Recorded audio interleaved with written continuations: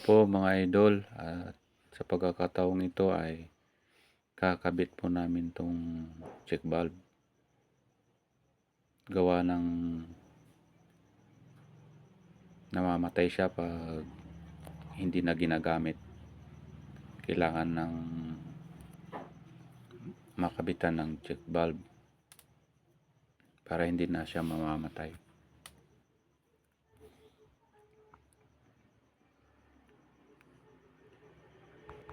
Nakakunik siya kasi sa water pump papunta dun sa tangke, kaya kailangan ng check valve para hindi sisingaw. Ito po ang aming pong mga gagamitin. At ito nga, tatanggalin na namin para may kabit na namin. Ayun, at matatanggal na rin.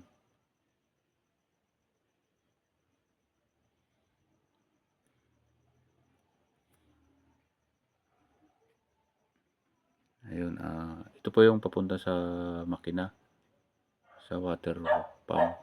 Ito po yung kasama ko. All around po kasi ito eh.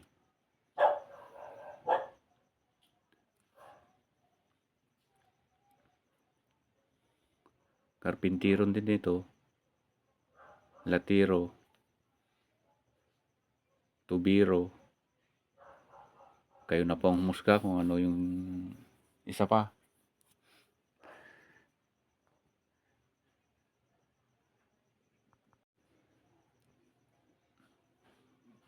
Ayan, at natanggal na po namin lahat.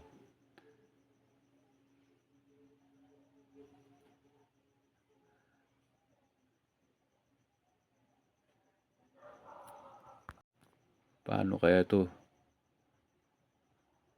Paano na ibabalik? Ayun, at nasundan din. Ayan mga idol, at malapit nang matapos. Ayan, naikabit na namin yung puso. Ayan, hanggang doon po yan, mahaba. Ito po yung tangke namin.